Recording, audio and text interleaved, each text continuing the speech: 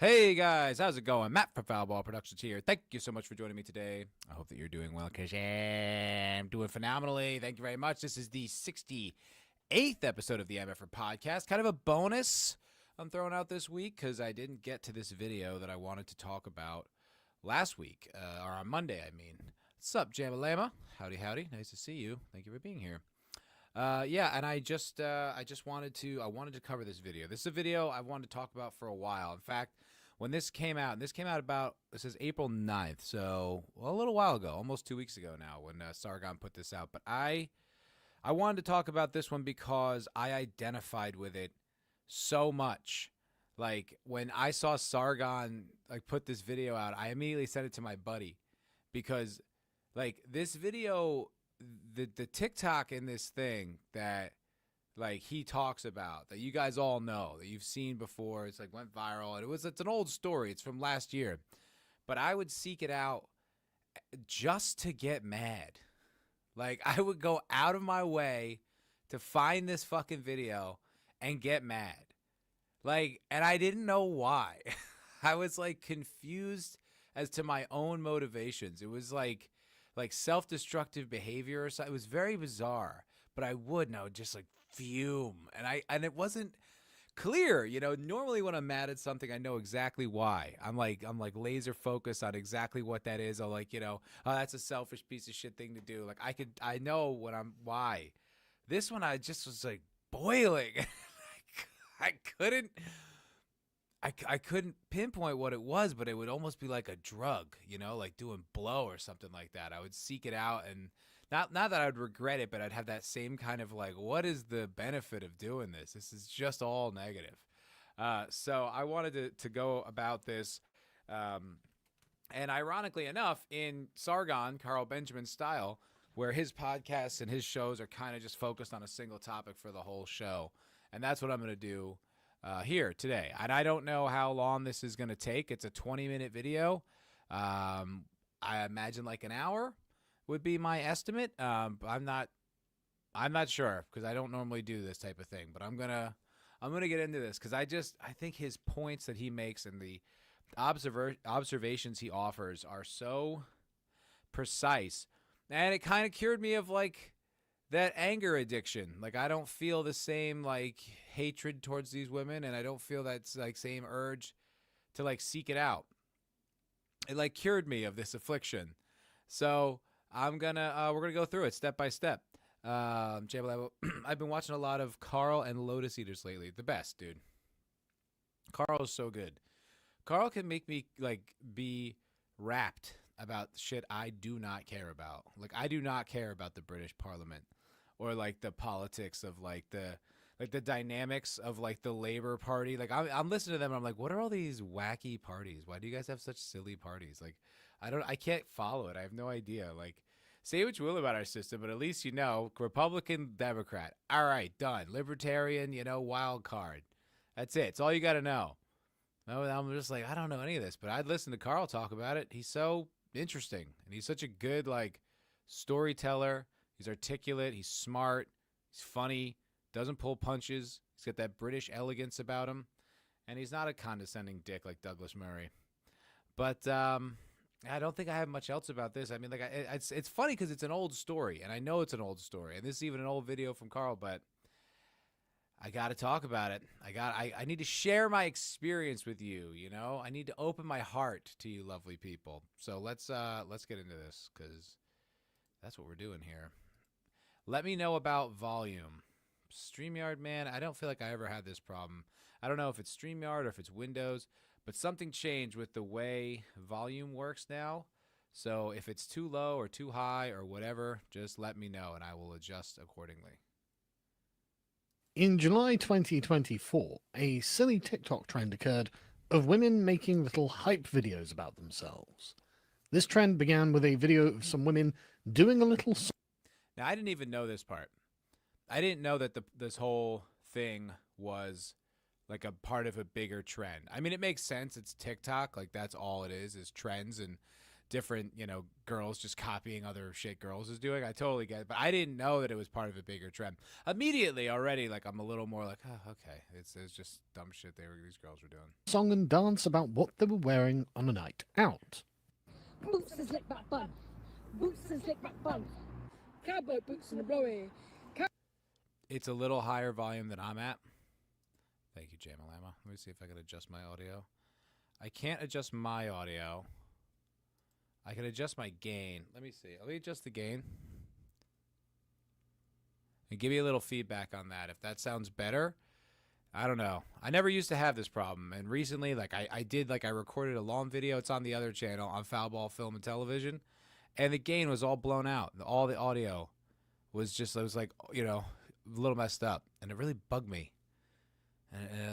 So I'm trying to do it on the lower side so that doesn't happen again. So let me know if this is better. If not, I could even lower the YouTube video a little bit. Yeah, I watched this the other day and you had no idea it was a trend. Oh, you didn't know? Yeah, I didn't either. I just, all I ever saw was that one video. And I just remember, it was, like I said, my blood would just boil. And Sargon gets into why. And I was like, oh my God, you're so right. Cowboy boots and a blowy. Sam was in a little red bag. Sam was in a little red bag. All pretty frivolous. So, like, that's annoying, those girls doing that. But who cares? Like, that would never be something that I would get, like, annoyed at. Like, it's just something where you're like, ugh, that's just such girl shit. You're like, whatever. But that would never get me mad the way this other one did. But that, yeah. And harmless stuff. And many other groups of young women jumped in on the trend.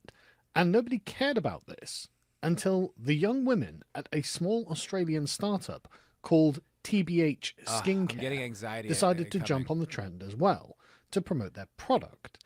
And somehow they managed to create a video that drove everyone mad with rage. Here it is. Gen Z boss and a mini. Gen Z boss and a mini. Itty bitty cheese and a bomb. Itty bitty cheese and a bomb. 5'3" and an attitude. 5'3" and an attitude. Secret product in a trench. Secret product in a trench. New friend green and a sneaky link. New friend green and a sneaky link. Fake 10 hands in a hoop. Fake 10 hands in a hoop. It seems that this video Ooh. Okay, I'm not over it. I thought I was over it. I'm not. That's still boiling my blood. I'm trying to calm down. That just makes me furious. I hate it. Like, I hate it. Like, like I said, it's until this video, it was inexplicable rage. And I would see it, and that's how I'd seek it out to get angry. That's crazy behavior. Like, and I don't normally do that. I don't hate watch, TV shows or people's content. I generally don't seek out things to make myself mad. I get plenty mad at the stuff that just comes my way. But this one, I don't know what it was, but it hit on a different level. And watching that, it's like, God. And it's like, because it gets in your friggin' head. And it's loathsome. But there's just something about the fact that it's in the workplace that I think just adds a different level of vitriol. Video went insanely viral, primarily because of the emotional damage it seems to have done to everyone everywhere. The sheer volume and intensity of the response to this video was remarkable. And every time it pops up on my timeline, I find myself watching it repeatedly to try and figure out just what about it makes it so detestable. It's so funny when he said that. I was like, yeah, me too. I don't know if I was as curious, but I was definitely curious about, like, my own mind. Like, why does this bother me so much? Why am I so mad about it?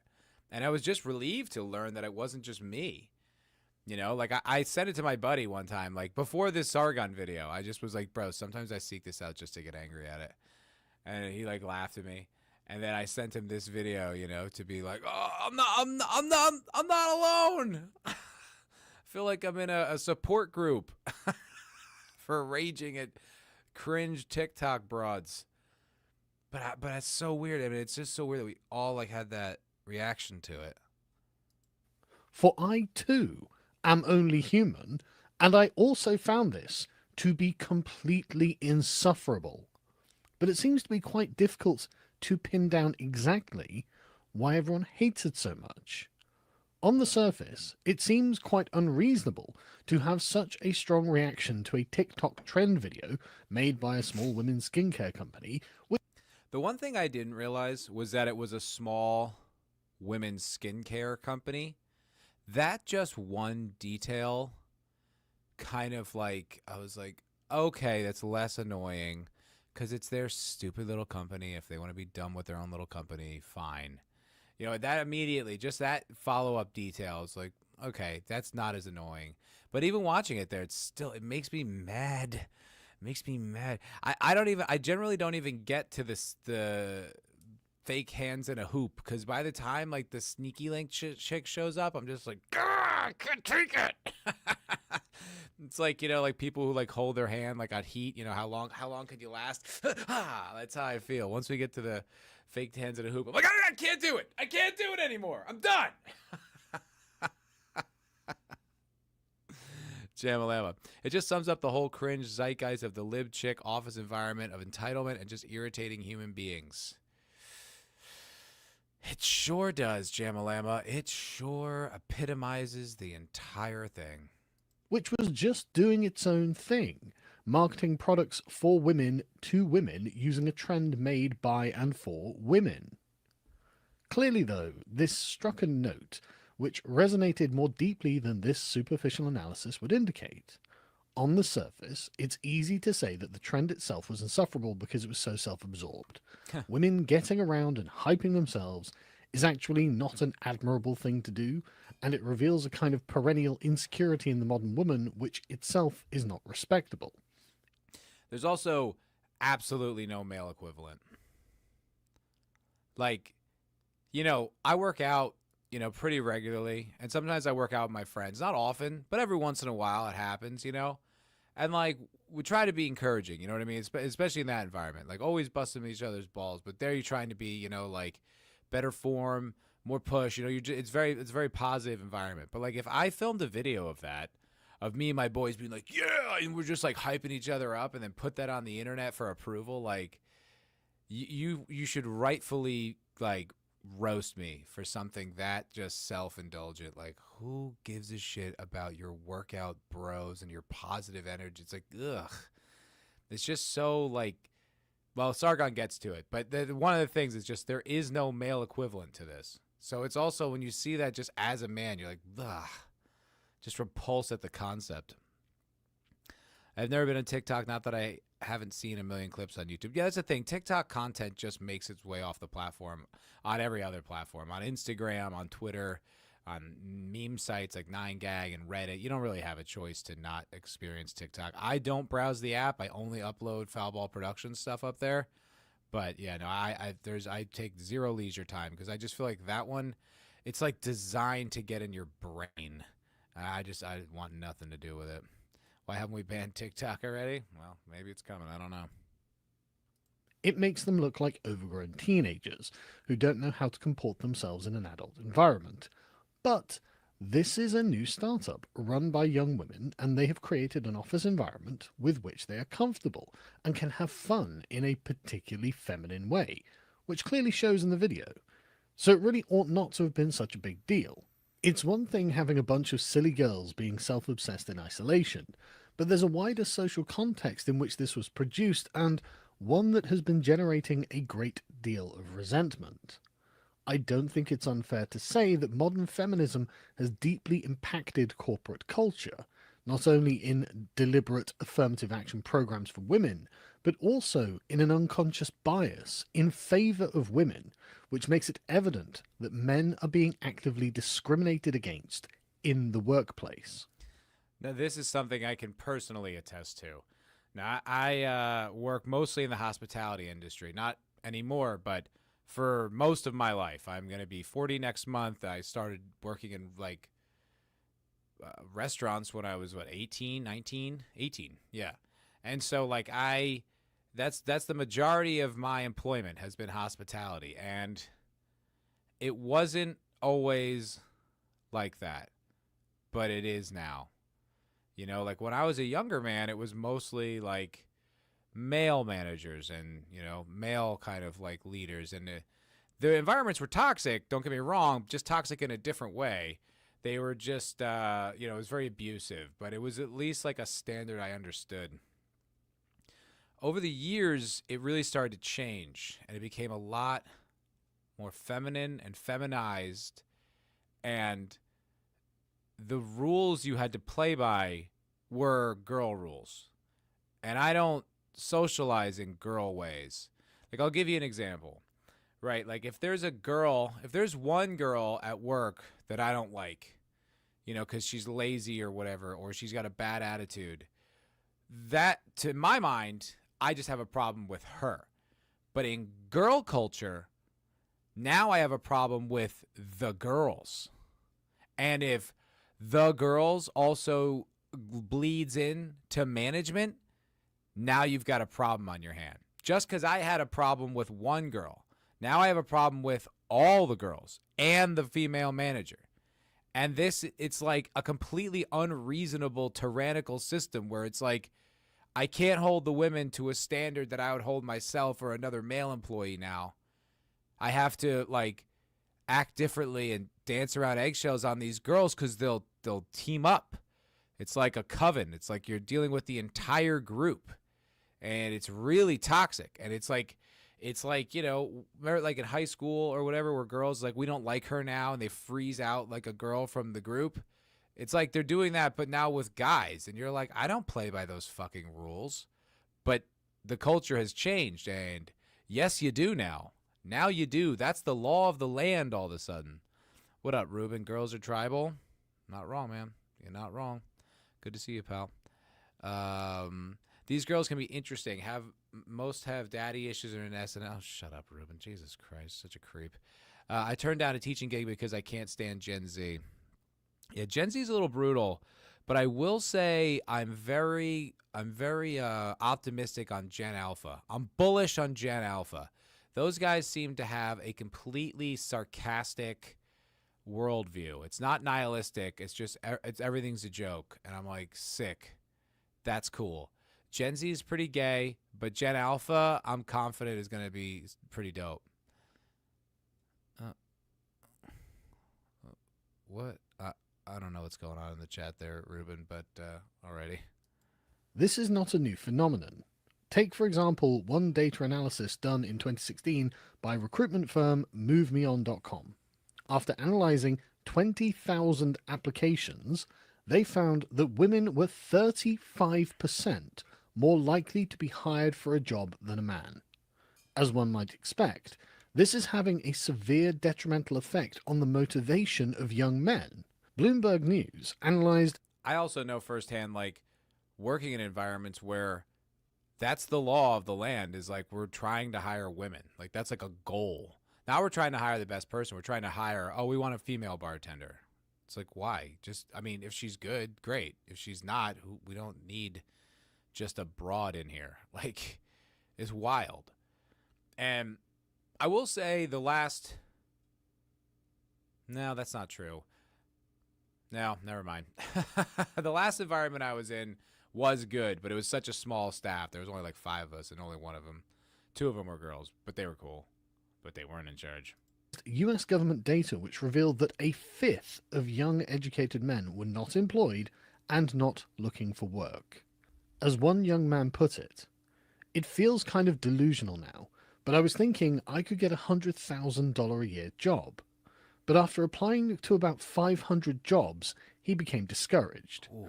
When I was at the point where That's brutal. Applying for 500 jobs and you didn't get one of them, that sucks.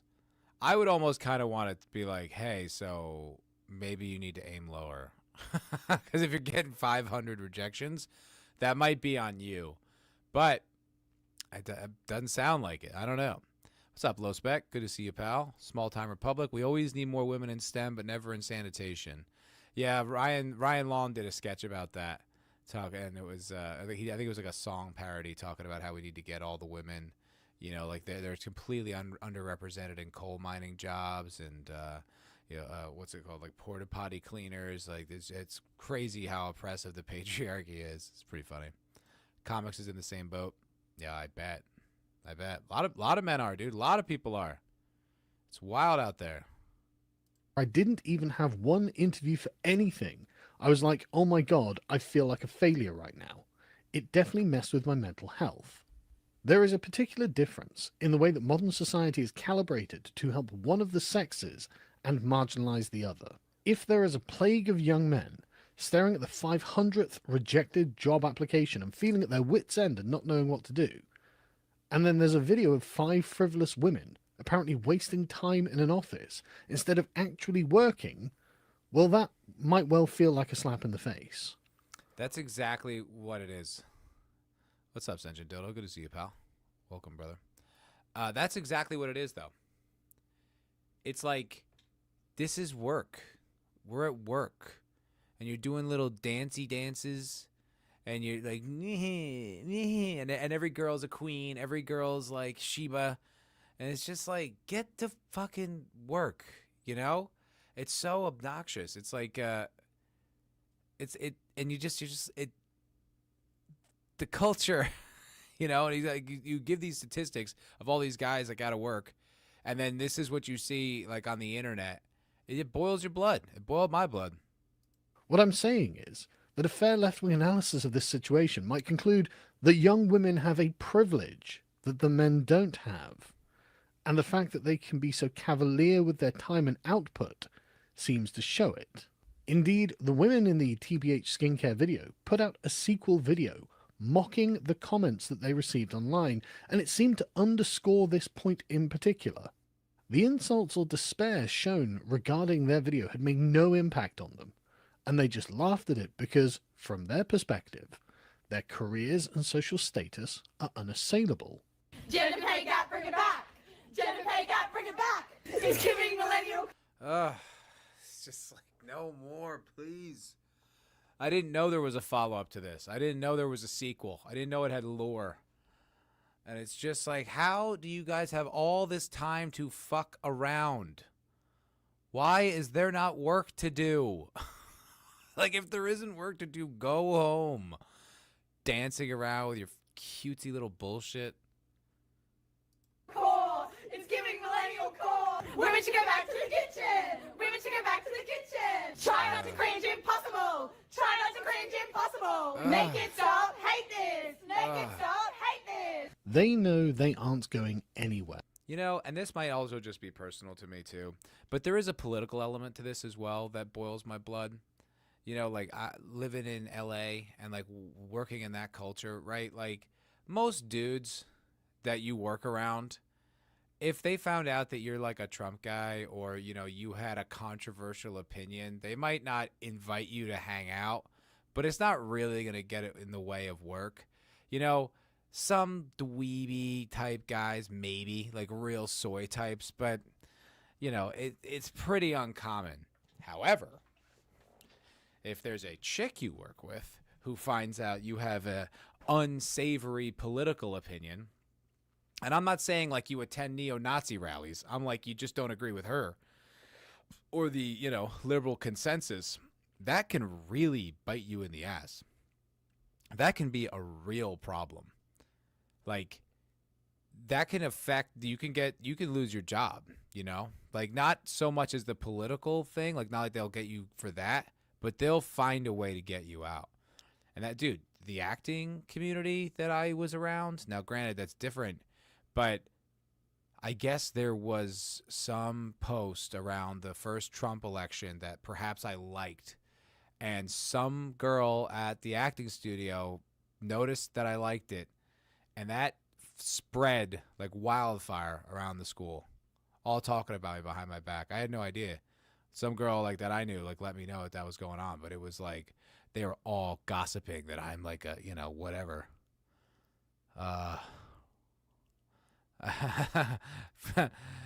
Please cleanse our pals with some Katie Noel. I love her, my queen, my queen. Politics downstream from culture, culture downstream from what hot girls want. Politics downstream from culture, culture downstream from what? Yeah, in a way. In a way. So why not just laugh at the losers on the internet who are still firing off CVs as if they've got a hope in hell of ever being recruited by someone? The few people who attempted to defend the TBH skincare video would say things like, "Oh, it's just girls having fun, lighten up," as if this were to just evaporate the concerns that people have about this, but instead it opens up a new can of worms. As I said previously, it's not evident that these women were selling trivial skincare products, and this attitude probably isn't the best one to foster for women in a professional environment, especially when it comes. That's a great point. Like, what's up, Juicy Fruit? Good to see you. That's a great point, because it's like when you see this, you don't have the context that it's like some skincare company. You feel like these chicks like work at a company you work at, right? And so so that's annoying just as it is. But then you imagine like, this is now this is going to become a trend, right? Because this is exactly what they're doing, is a TikTok trend, as established earlier in the video, not work related, but they just translate into the office. You're like, oh, this is just going to keep going. We're going to get more of these. That's like a reasonable like conclusion to draw. Comes to women doing jobs which are actually important. You may remember in February this year that a Delta/Endeavour airplane crashed on landing in Toronto. It seems that the plane did not suffer a mechanical fault, but instead it was a pilot error from the first officer that caused it to flip over before coming to rest, and it was a miracle that nobody was killed. Though Endeavour Air have not yet made any official announcements about who the first officer was, rumours quickly began to circulate and internet sleuths began to dig, and they came to the conclusion that the first officer was 26-year-old Kendall Swanson, who apparently scrubbed her social media shortly after the accident. And it seems that Endeavour Air operate a feminist affirmative action program for their pilots, which means that now more than half of their pilots are women. Is this...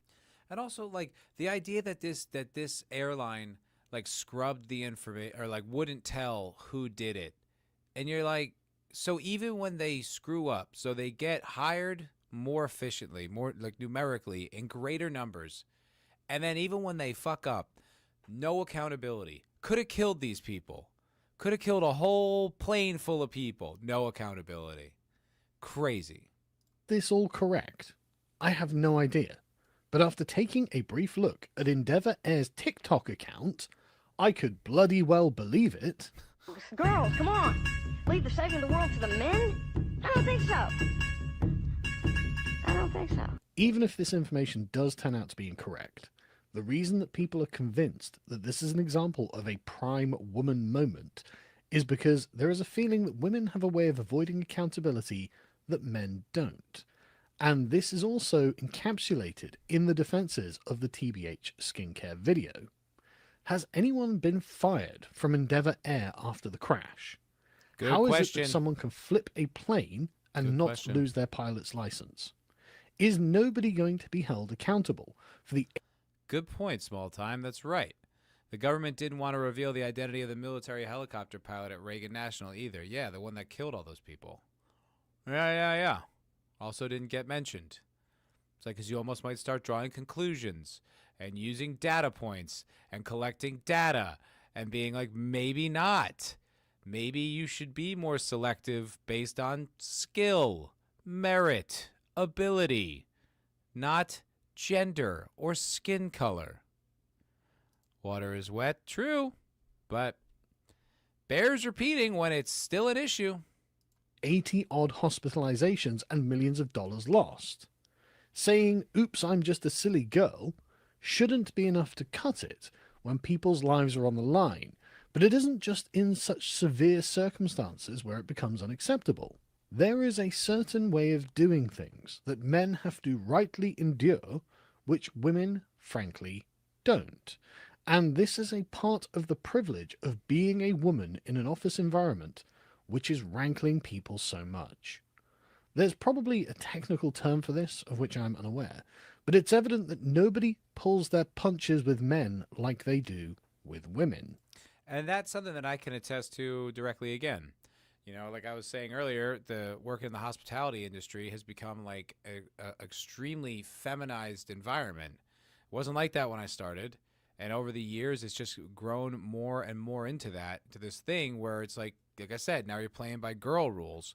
So if you chastise someone that you work with for doing something wrong, the way I would, like, not being sexist, right? Like I'm not treating her any different. She works with me, but if she's not maintaining the standards that we as a team need to maintain to do the best possible job, I'm going to tell her like I'd tell anyone else.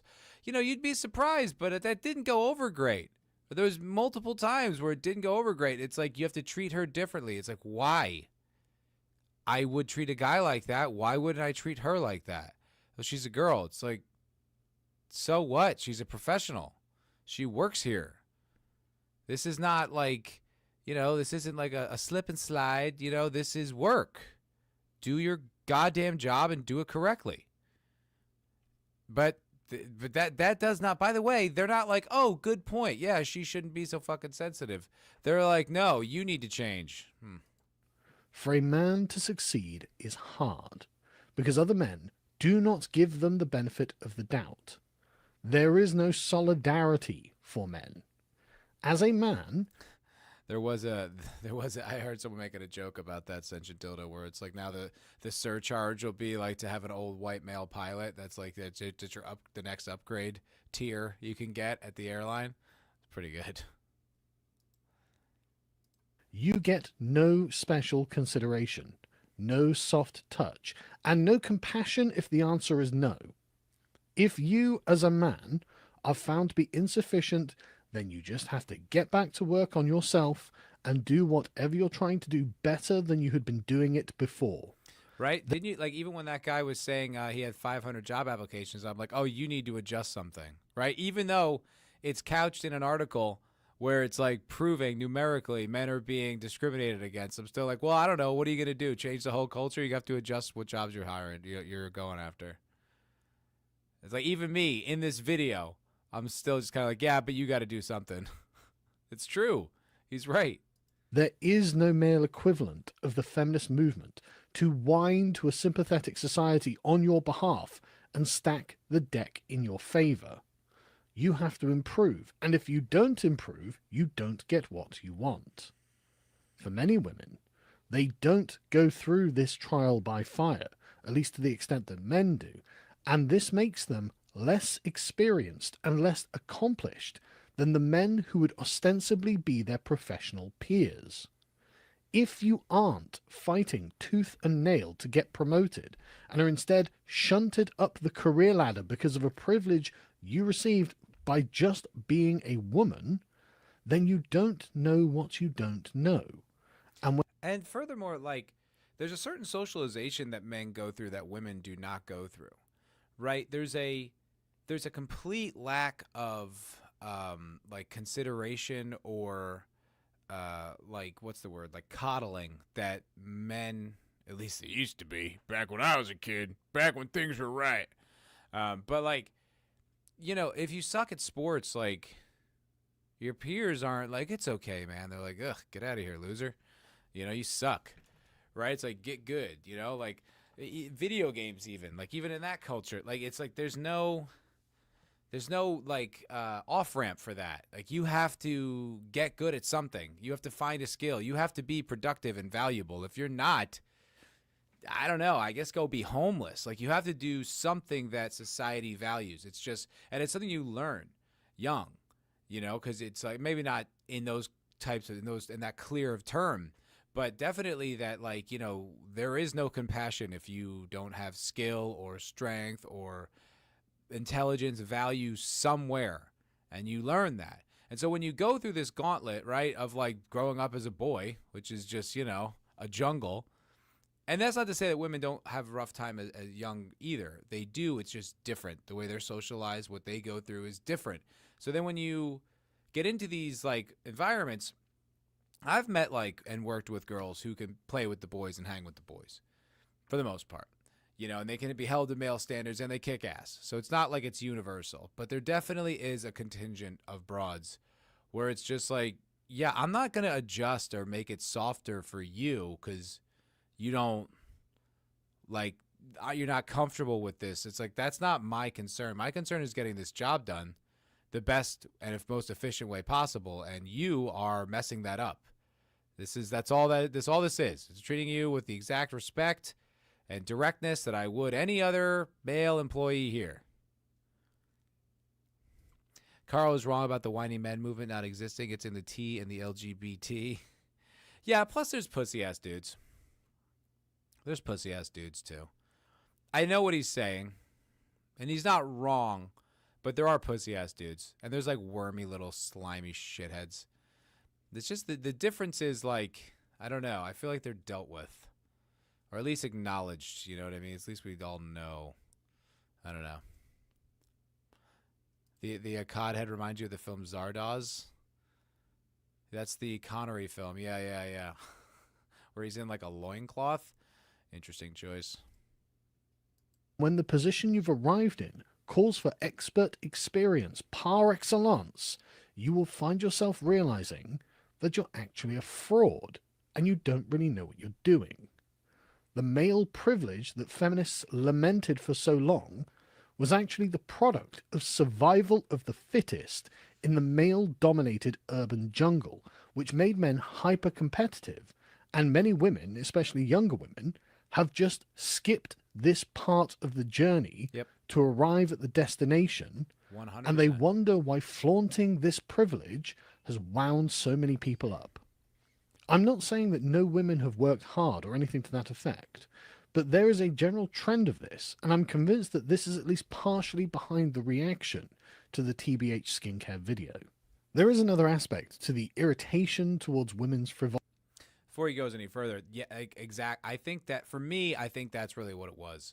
I think it was tapping into that working in I want to say female-dominated environments sometimes, but oftentimes just like we're playing or all now playing by female rules. And it's so unjust because their rules are about them. It's not about the job. It's not about the business. It's not about being excellent. It's about them and their feelings and like their group priorities. You know, like I said earlier, it's just like, you know, you piss off one girl or you know, you have a problem with one girl. Now you have a problem with all the girls. It's like, no, I don't. I don't have a problem with her. She works well and she doesn't. It's like individual shit, but they click up, and now it's all of a sudden you're the asshole for having a problem with one girl who sucked at her job. I think I think underneath all that rage, I think that there was an echo, like a reminder of that anger and the frustration you feel when there's like some fucking C-bomb that you work with, and you know she's terrible, and you know she's awful, but there's just no recourse because she's a chick and she just gets to do that. Yeah. I think that's why I got so mad at it and didn't realize. I think it's like all those kind of echoes, those memories of having to deal with that crap. Frivolity in the workplace, and that's that it appears to be self-centered and ignorant. As with the many TikTok videos of nurses prattling around in hospital wards during the COVID pandemic, it seems that women engaged in these videos just aren't aware that other people are relying upon them, and they have a duty to others they ought to be fulfilling instead of making videos. The entire reason for making a dancing TikTok video is to bask in the glow of approval from strangers to inflate your ego. When you make a silly TikTok video in your work environment, you reveal to everyone that your desire for attention supersedes your diligence. You seem, again, like a selfish teenager who is more interested in making themselves feel good than doing the job for people you're meant to serve. 100%. I was out to lunch the other day with my ex. She had to get eye surgery, so she needed a ride, and then she was like all stressed out. I think I talked about this on Monday. But anyway, we went to this cafe afterward, this Mexican place, and just got like margaritas and tacos, and like the server sucked. This girl just had she barely looked up from the iPad she was just staring at. And I was just like, man, and like when we walked in, no greeting, nothing, just like a bad hospitality experience. And you're just like, these girls treat this job like it's an inconvenient stopover before their TikToks blow up, And it's like, that might actually be true. Because it's just, there's so many of these girls, like, it's just, they have they have their OnlyFans, or they have like their, they're like a successful TikTok. Like I worked with a girl in Austin here, and she like had a TikTok, and it wasn't even that particularly big, but like guys would just send her money on Cash App or whatever, just send her money. She was hot. So it made sense. But I was just like, that's just crazy that avenue is just open to like all even kind of cute young women now. And I think this is what they want. They look at me, look at me, look at me, which is fine. Just do that shit on your own time. Moreover, the childishness of the videos themselves has a delegitimizing effect on the offices of the people who make them. It reveals that there is no nobility of character on the part of the women doing the dances. If you don't take yourself seriously in a position of authority, why should anyone else? Why shouldn't those people who... And it's also, too, it's just these mid, you know what I mean, broads who you just like, stop, don't get in front of the camera. You know, just have some humility, just be like, we're dancing too, yeah. Ugh. Who do take their work seriously and sincerely, and who are concerned with the dignity of their careers, not look upon you with contempt. I think this is the social and professional context in which the TBH skincare video hit the internet, and a major reason why people reacted very poorly to it. This kind of silly, girlish behaviour rankles that part of the male mind which considers it important to do things for other people and not just yourself. And really, this is the entire problem with the girl boss trend. When men do things, they do them for the thing itself, and not for the social status that the thing brings with it. In fact, in many... That's the only point I disagree with Carl on. I don't think that that's true. I think many men take jobs or try to excel in aspects of life exactly for social status. Because I think social status for a man, it attracts women. You know, that's the only part I don't really think he's right on. Man, I've even worked with like bartenders who think like being a bartender is like some kind of status position, you know, like a craft bartender where they get to kind of wear a fancy apron and, you know, mix like really elegant martinis. Like they think that's status, and it's like, I don't, you know, I take the work seriously, but I don't think it's status, you know. And like, what do you know? These guys were not the most well-researched bartenders. They did not have a comprehensive knowledge of spirits and cocktails, oddly. But I think he's talking about like respectable men, you know, or kind of like the men we should look up to, dignified men. And I agree with him there. But when you say men don't do things for social status, that's bullshit. Like, what do you think like male like feminists are? Like, that's exactly what they're doing. Like, they're doing it to get like approval and to get like some kind of like social standing, to separate from like the men, the group of men. I know what he means. I just think it was poorly worded. many cases, it's not evident that there is any social status to be gained from such a thing. But the girl boss is attempting to attain something someone else established, not for the sake of the thing or for doing it well, but for the status it provides. The fundamental motivation of the girl boss is selfishness and solipsism. It doesn't matter if the person doing the job isn't good. It doesn't matter if someone else doing it would be better or has a more valid claim to it. It's just about satisfying the vanity of the girl boss, no matter what damage she does to the people around her. Finally, and like once again, I don't like, I think that's also like hyperbolic. Like I know he's making a point here, so he's speaking in kind of broader terms, but I don't really agree with that. Like probably the best restaurant manager I've ever had in my entire life was a woman. She was just a crusher. Like she never stopped, like was firm but never a bitch. Like, and really, you know, was working just as hard as everyone else in that place, gave it 100%, 110% every time, was knowledgeable, listened to feedback, was, you know, a great leader. So I know what he's saying, but I think that's a little bit too far to kind of categorize like all women who achieve or aspire to things as like this kind of vanity pursuit. I think there's something to that. And I definitely think, there is like this kind of status thing. It's like they like that they get the status, as mentioned earlier, because it's like that is a lot of how they organize who they're attracted to is the male partner's status, right? So it's kind of like the way men, like we confuse like women being interested in looks the way we're interested in looks, and it's not really like that. Like it's kind of like that, but it's not really like that. So it's like the way I think that's sort of the same thing. It's just like, oh, I find like high status mates to be the most attractive, so I'll get high status and then I'll get the most attractive mate. Somewhere in the primal monkey brain, I think that's a bit how it's going.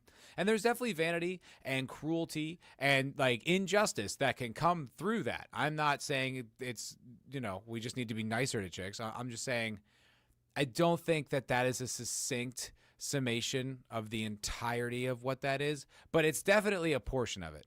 Definitely. And when he showed Kathleen Kennedy, that's a perfect example. Like someone who just wants to be in charge, just wants to make the decisions, doesn't want to make good decisions, doesn't take feedback when those decisions are poorly received, just wants to be the one doing it. And I've worked for plenty of people like that, and men and women both, who just, they don't really care about being excellent. They just care about they have the power to do it. And that's their main motivation. And I don't know that I could say that is equal parts men and women. Or sorry, I don't think I can't say that that's equal parts men and women.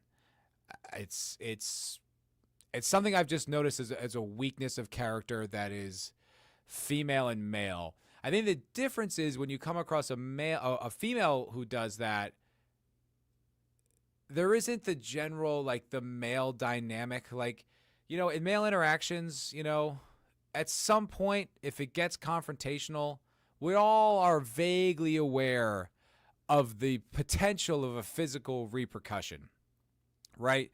Like, even though it's like you're not going to punch out your boss necessarily, we all know it's possible, right? We all know like that social contract still kind of exists somewhere in there. So there's only so much like degradation and disrespect you can do before you realize you're pushing someone into a position where they might knock you in the face. They could get arrested for it. You could sue them, but it could still happen. There is none of that with a woman. They're very unaware that is like the way we are kind of socialized to a degree. So it's like they can get away with things and do things that like boil your blood, but there isn't the same like male recoil where you can like stare him in the eye and just be, like just convey it without saying anything, kind of. At least, you get something. You can't do that with a woman. So I've noticed that is like another pitfall. But I think Sargon could have chose his words a little more carefully in this particular segment. But like I said, I do know what he's going on. I do know what he's saying. My female bosses were like that too. I'm not sure which one.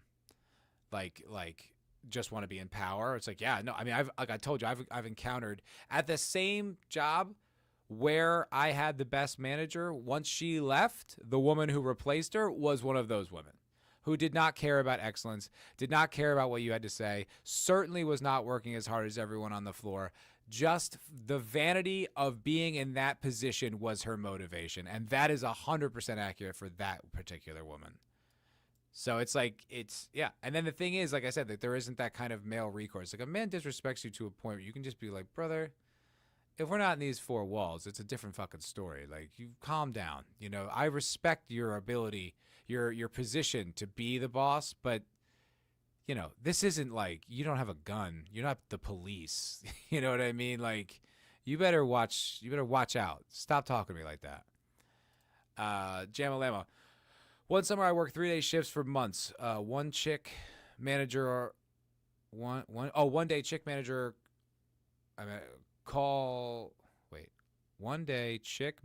all girls waiting, one all dudes.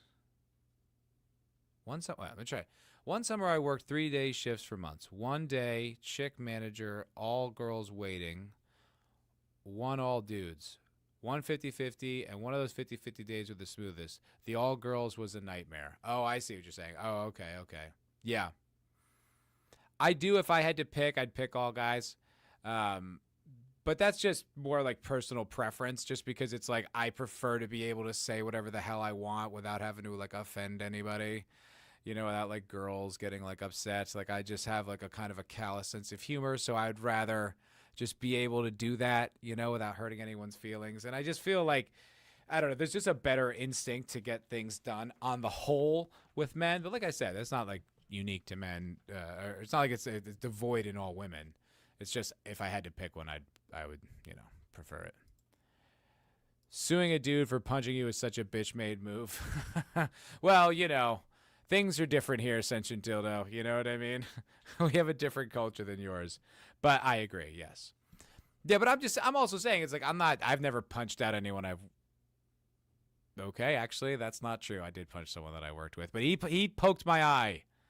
He did. He poked me in my eye, and I responded with wicked fast force. Then I did get fired, which I was so pissed off about. He poked me in the eye. I just responded. It was like an instinct. But anyway, I was about to be like, I have never punched anyone I worked with. Well, I never punched any of my bosses. All right, so there you go. There is a phenomenon which my friend Dave Green calls the female group chat brain.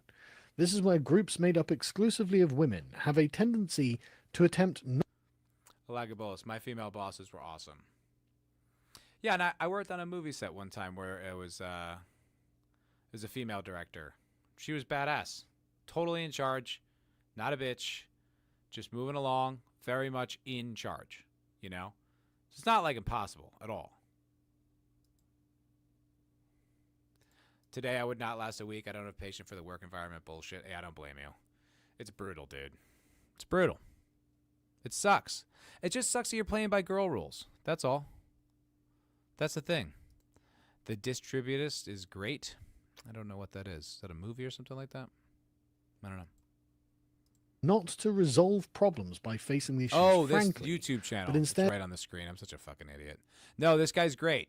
He kind of just lets him do the last portion of the video, which I will watch because I really liked what he had to say. attempt to ameliorate or dismiss them entirely by telling each other pleasant fictions to protect the feelings of the women with the problem, and to elevate the woman's status by allowing her to claim to be a victim. This is not a problem with women. It's a problem with the social network comprised entirely of women. Because the social network incentivizes certain sentiments. And it doesn't have to necessarily be online. For instance, I have the picture here behind me. There was this, there was a celebration. There was sort of a celebration parallax moment that struck the right wing in 2024, and it was concerning these girls in an office building, and they were like doing this kind of like playground chant where they sort of validate themselves with like self-affirming epitaphs and put it in like a sing-song voice. Like you might see some 12-year-old girls do it at a sleepover party, or like, dude, it does kind of boil my piss when I like just overhear chicks just validating each other. It's like, ugh, shut the fuck up. None of you are as fucking cool as you think you are. You know, or like, you know, it's like when you're hanging out with like your girlfriend and her friends and you're like,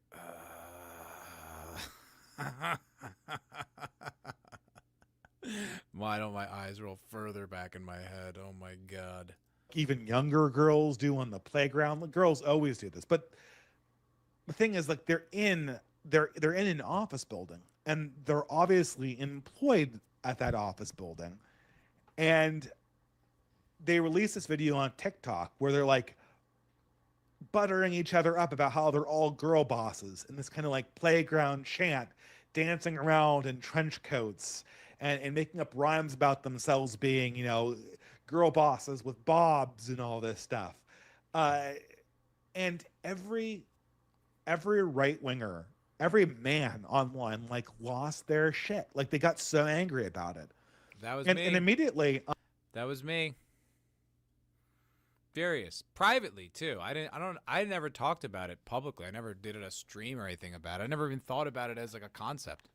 I think I didn't realize it was so viral. I know for me, it was just something that would show up on Twitter or something, and I was just like, ah, and just move on, you know. But there's so many things you encounter on the internet that you just experience it in that moment privately, and that's it. You never speak about it or whatever. And I think that's just how it was. But it just stuck with me.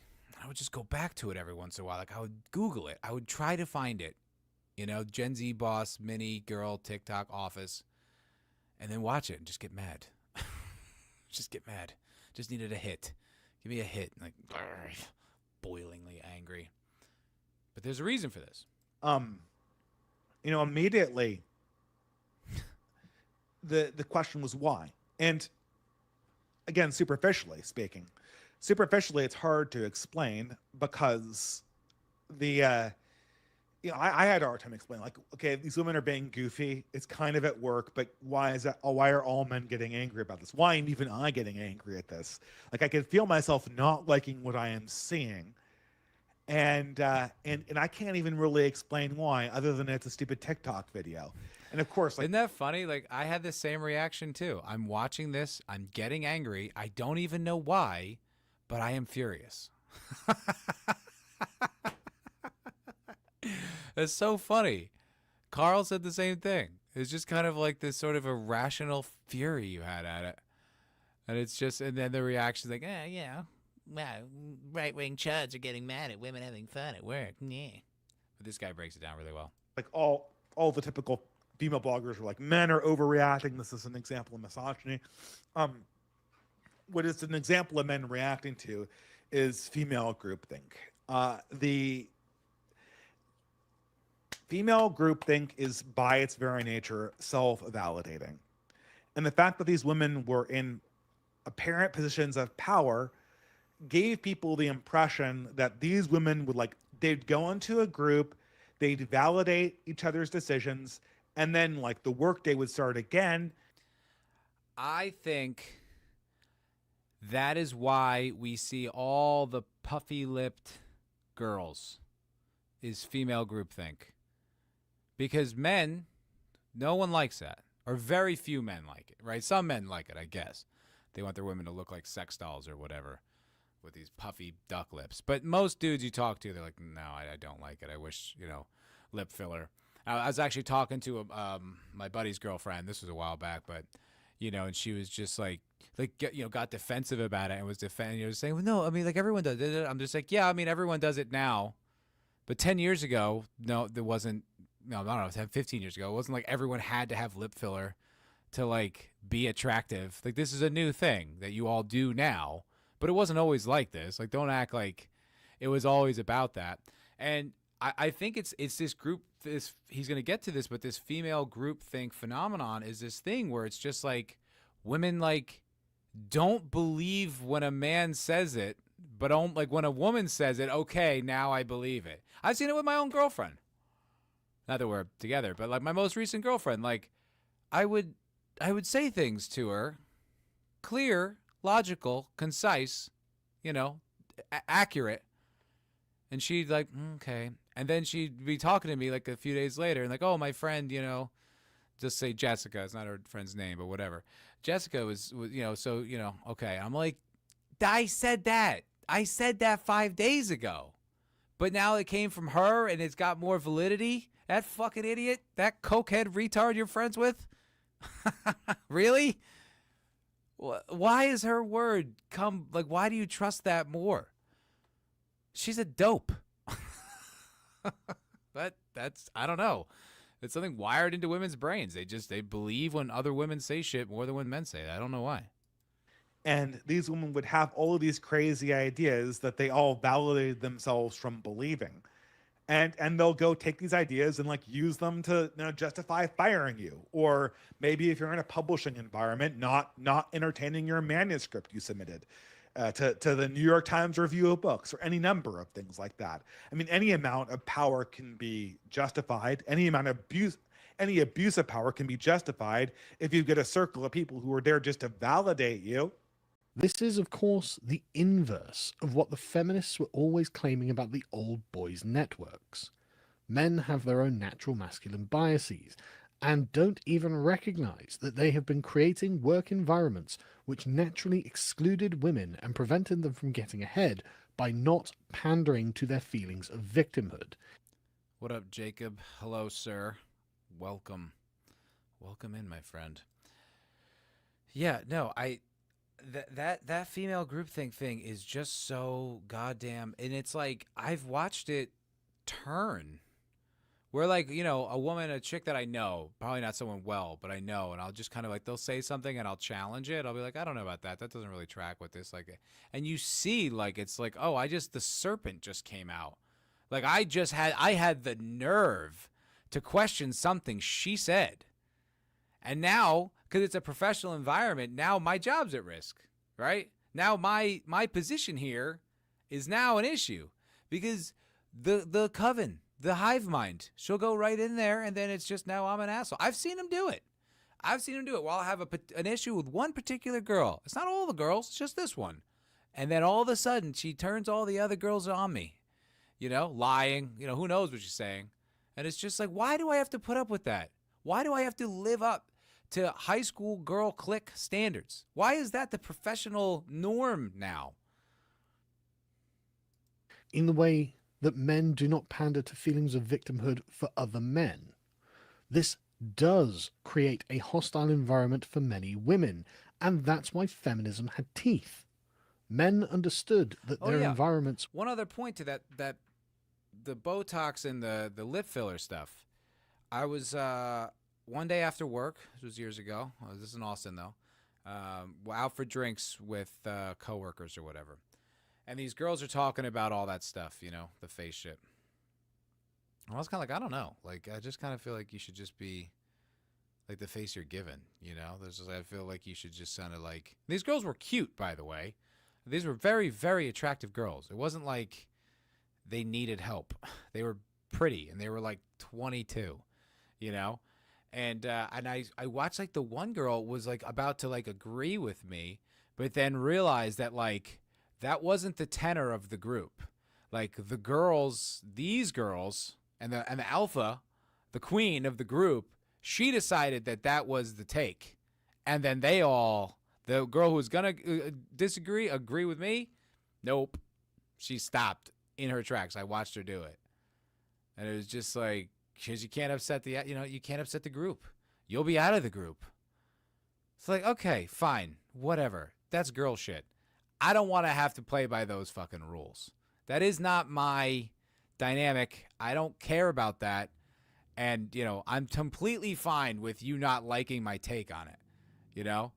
But, no, that comes back to bite you, man. You remember this story? Right? Yeah. It's exactly this. It's precisely what Sargon is talking about. Back to high school, exactly. were tailored for men. Well, if you are a man now in a corporate environment and all of your superiors are girl bosses who have been fast-tracked up the DEI ladder, do you think you're going to get a fair hearing if they take issue with you? I think many men believe that they will not. And it's actually kind of recent, too. I was up in Dallas with my friend Mike before he left, and there was this girl that he knew from up there. Hilarious chick. I forgot her name, Tina or something. But she was really, really funny. And we were talking with her, and I guess she, like, was just so socialized by men. Like, she grew up, I think it was, like, all men in her house except for maybe her mom. But I think she had, like, a few brothers and, like, her dad. And then just basically kind of gravitated towards hanging out with guys more than girls. And was basically, like, explaining the inner workings of female dynamics to us. And she was just saying, like, you know, how a girl would say something and she would, like, disagree, and, like, you could feel like the flutter in the group, like, that's unacceptable. And so she's, like, learning, like, oh, okay, you validate first, and then she's explaining these dynamics to us, and I was like, this is fascinating. I'm like, you are the nexus, you are the connector. You need to have, like, a TikTok or a YouTube or something like that where you explain this shit, because, like, we don't know this, and it would be so interesting to know. It would just make so much if we could just understand what goes on inside those brains. Not that we're going to start doing it, but at least we can understand it. And I was like, you are the one. You are the savior. Solve the gender divide. But it was, oh God, it was hilarious to like, it's like, yeah. Like, it's like we're like almost like comparing notes, you know, we're like kind of, it's like, now we're like, oh, is that what that is? Oh, okay. Let me write that down for later. And the Fucking TBH great. skincare video seemed to represent the flippant nature of these all-female groups, which exclude male concerns about professional gravity, Yep. excellence, consideration for others, and fair play. Yep. Would you like to be put in front of a tribunal of women who would validate themselves with TikTok dances? What this will amount to, for many men, is a kind of soft tyranny, in which any appeals to masculine virtues would be laughed out of the room as you lose your livelihood to a bunch of solipsistic women with the emotional maturity of schoolgirls. Make it stop, hate this! Make it stop, hate this! Just the thought of it makes me shudder. And this is, as many other men I think understood on a deep and unconscious level, a part of the reason that adolescence has caused such a stir amongst a political consensus which is designed to uphold the affirmative model of female groupthink. I think many men feel that they will receive no quarter because the female-led authorities, who don't feel that they have a responsibility to anything outside of themselves, not only won't care that there is a different worldview from which to consider things, but they won't even understand or have any frame of reference for what these men are talking about. And it seems that it will preclude men's concerns by definition. And I think all of this is summarized in this video of young women TikTok dancing to sell their product. Dude, I fucking love Carl Benjamin. I really do. I think he's like one of the best creators out there. But he's 100% right. Like, I was just reminded of something. I was like, oh yeah. Like when I was, and now obviously, but I was young. I didn't know.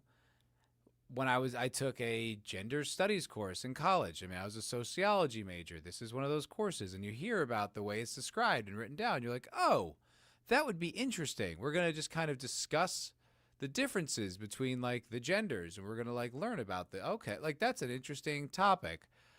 Well, it didn't quite play out like that. In fact, it turns out it was all my fault. I had no idea. Here I am, a 20-year-old kid in college. I did it. It was my fault. Oh, what do you know? That's weird. I have zero agency in this world thus far. Somehow I contributed to your oppression. That's pretty interesting because I was feeling pretty oppressed this whole time. I didn't know I had all this power to oppress. That's news. Certainly news.